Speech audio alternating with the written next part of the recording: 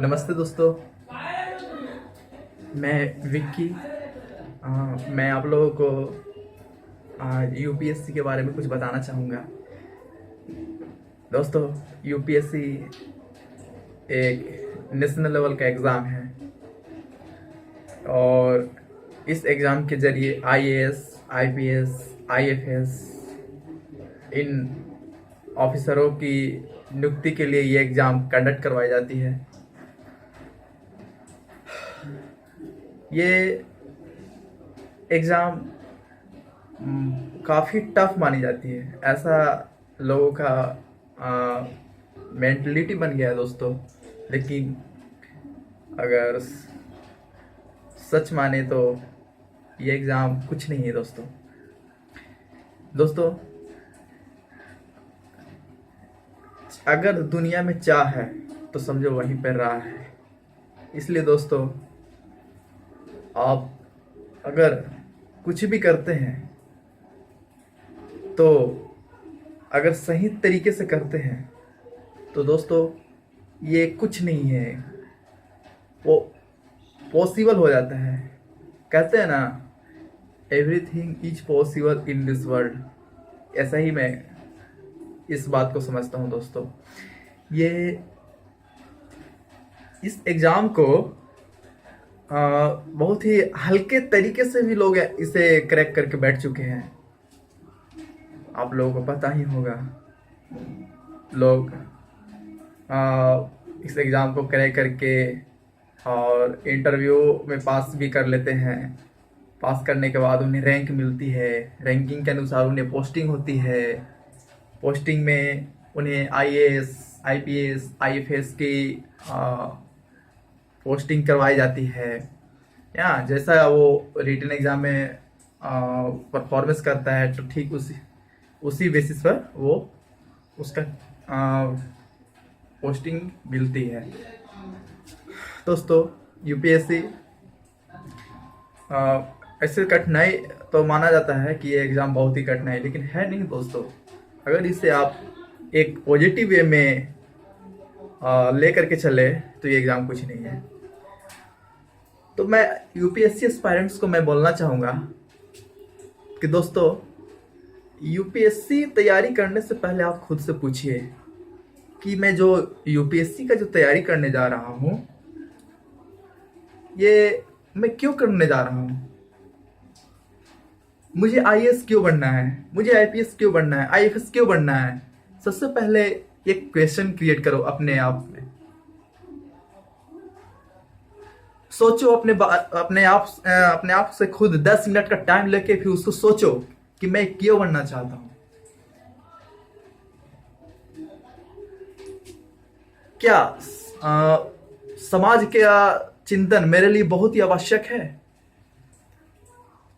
दोस्तों, मैं आपको बता देना चाहता हूं, आईएएस का क्या बोलते हैं, निकाल करके वो उन्हें तो डीएम या बहुत सारे पोस्टिंग मिल जाती है ना। तो अगर मान ली कि दोस्तों, अगर आपके डीएम की पोस्ट मिलती है तो डीएम एक क्या करता है, डीएम का क्या तजुर्बा है, उसका परफॉर्मेंस क्या है सोशल में, ये देखिए दोस्तों। तो आप पाएंगे कि डीएम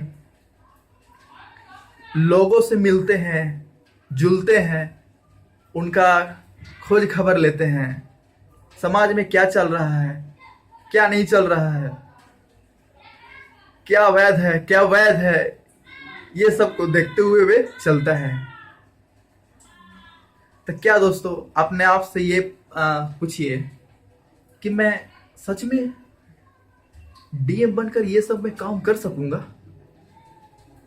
अगर आपको ये दोस्तों बातें दिल पर अगर लगेगी और अगर इस बात को लेकर आपके दिल में यदि दीपक जलती है तो दोस्तों, ये कुछ नहीं है, कुछ नहीं है। और मैं दोस्तों ये भी कहना चाहता हूं कि तैयारी करने से पहले सबसे पहले अपने आप से ही क्वेश्चन करना चाहिए जब तक इसका सॉल्यूशन नहीं मिल जाता है अपने आप, तब तक इसे हमें सोचते ही रहना चाहिए। यदि यूपीएससी एस्पायरेंट्स के मैं बोल रहा हूं दोस्तों, क्योंकि यूपीएससी करना कोई खेल नहीं है। यूपीएससी करके उन्हें समाज को चलाना होता है, क्योंकि प्रधानमंत्री के बाद मुख्यमंत्री, और मुख्यमंत्री के बाद ही ये सिविल सर्विसेज वाले आते हैं दोस्तों। आप जानते हैं ना कि जितने भी कानून का जो निर्माण होता है उसका एग्जीक्यूट यही करते हैं, आईएएस आईपीएस वाले ही लोग करते हैं। तो समझ रहे हैं दोस्तों मैं क्या आप लोगों को समझाना चाह रहा हूं। इसलिए यूपीएससी कुछ है नहीं, बस अपने आप में एक क्वेश्चन खड़ा कीजिए कि मैं क्यों यूपीएससी करना चाहता हूं। सबसे जरूरी है दोस्तों कि उस एटीट्यूड होना बहुत जरूरी है यूपीएससी का। आप यूपीएससी का जब तैयारी कर रहे हैं दोस्तों, तो आप अपने अंदर वो आईएएस, वो आईपीएस, वो आईएफएस, उसका एटीट्यूड अपने अंदर लाइए। वो क्या करते हैं वो करने का बहाना कीजिए, वो खेल खेलिए जिससे वो रियल खेल खेलते हैं, आप वो डुप्लीकेट अभी से ही खेल खेलिए। देखिए आपको लगेगा कि नहीं हम कुछ, मुझसे कुछ हो रहा है, मैं इसे कर सकता हूं। ये बात जिस दिन आपके दिल में आ गई दोस्तों, तो ये कुछ नहीं है, कुछ नहीं है। क्योंकि दोस्तों यूपीएससी का 3 स्टेजेस है, प्रीलिम्स, मेंस और इंटरव्यू। प्रीलिम्स दोस्तों ये तो स्क्रीन टेस्ट करता है। मेंस थोड़ी बहुत जानकारी वो देखता है कि चलो भाई बंदा का थोड़ा जानकारी अच्छा है तो चलो कटअप में आ गया है, चलो इसको भी ले लेते हैं।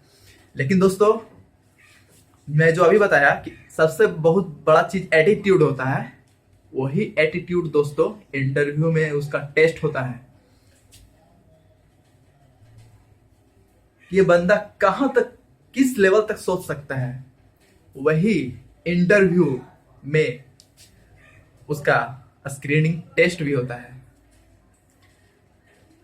आपने साफिन हसन के बारे में सुना होगा दोस्तों, वो सबसे युवा आईपीएस भारत का है, जिन्होंने पहले ही अटेम्प्ट में यूपीएससी और जीपीएससी भी क्रैक किया था। क्यों?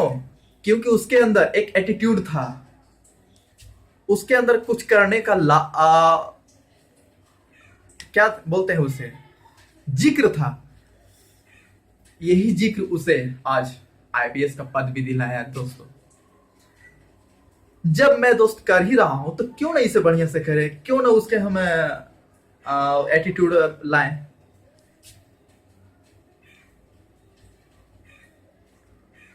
जब मैं कर रहा हूं तो क्यों नहीं उसका हम एटीट्यूड अभी से ही देखा है।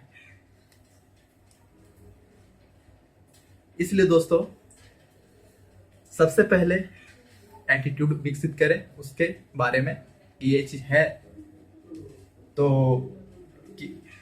क्यों है, मैं क्यों करना चाहता हूं, ये जरूर सबसे पहले अपने आप को क्वेश्चन अराइज करें और तभी इसमें इन्वॉल्व हो दोस्तों। नमस्कार।